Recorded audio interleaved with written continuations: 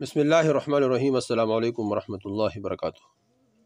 دوستو، آج کا جو ویڈیو ہے یہ حج اور عمرے پر بار بار جانے کے لیے ہے کہ جو آدمی حج اور عمرے پر نہیں جا سکتا ہے، اسباب اتنا نہیں ہے کہ جس کے برکت سے انسان حج اور عمرے پہ چلے جائے، تو اس وظیفے کی برکت سے اللہ جل شانہ بار بار حج پر جانے کی توفیق عطا فرمائے گا، اور بار بار اللہ جل شانہ انسان کے لیے وسائل اور اسباب پیدا فرمائیں گے، اور وہاں سے اللہ جل شانہ اسباب اور وسائل پیدا فرمائیں گے جہاں انسان کا وہم اور گمان بھی نہ ہو۔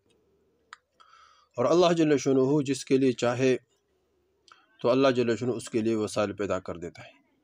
ایک بزرگ ہے حضرت خواجہ عبد الماجد صدیق رحمۃ اللہ علیہ، وہ فرماتے تھے کہ میرے دل میں بہت احساس اور بہت کھڑن اور بہت بار بار چاہت تھی کہ میں حج اور عمرے پر جا سکوں، اور وہ فرماتے تھے کہ میرے بہت چاہت تھی، اللہ سے دعا بھی مانگتا تھا کہ اللہ حج بھی کرائے عمرہ بھی کرائے، لیکن اسباب نہیں تھا۔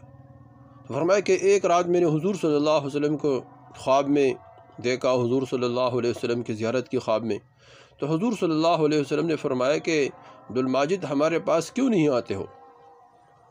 تو میں نے عرض کیا یا رسول اللہ صلی اللہ علیہ وسلم، وسائل نہیں ہے، اسباب نہیں ہے۔ تو آپ صلی اللہ علیہ وسلم نے فرمایا کہ چلو ہم کہہ دیں گے۔ تو فرمایا کہ اس کے بعد وہ 27 سال وہ بزرگ زندہ رہا، اور 27 سال ہر سال وہ حج پہ جاتا رہا، ہر سال۔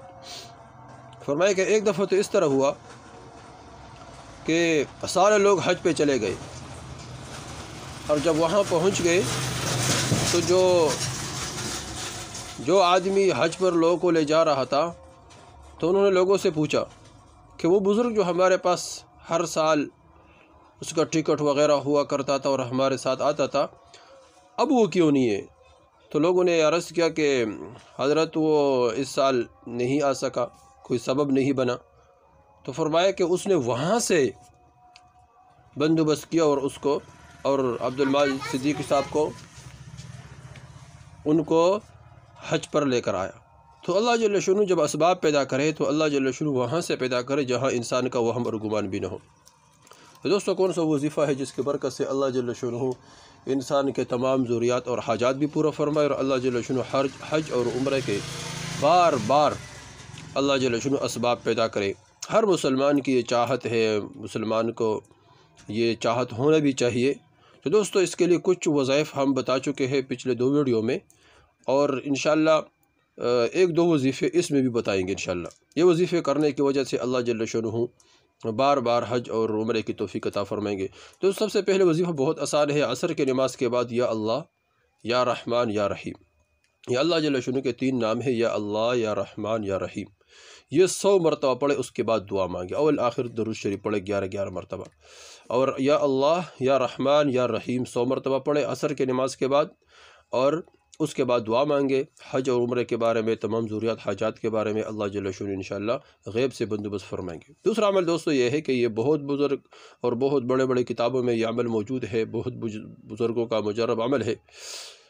فرمایا کہ عشاء کی نماز کے بعد یا تہجد کے نماز کے بعد 2 رکعت، یعنی تہجد کے وقت 2 رکعت نوافل کی نیت باندھے۔ پہلے رکعت میں سورہ فاتحہ پڑھے 41 مرتبہ، یعنی سورہ فاتحہ پڑھے 1 مرتبہ، پھر الم نشرح لک یہ صورت ہے یہ پڑھے 41 مرتبہ۔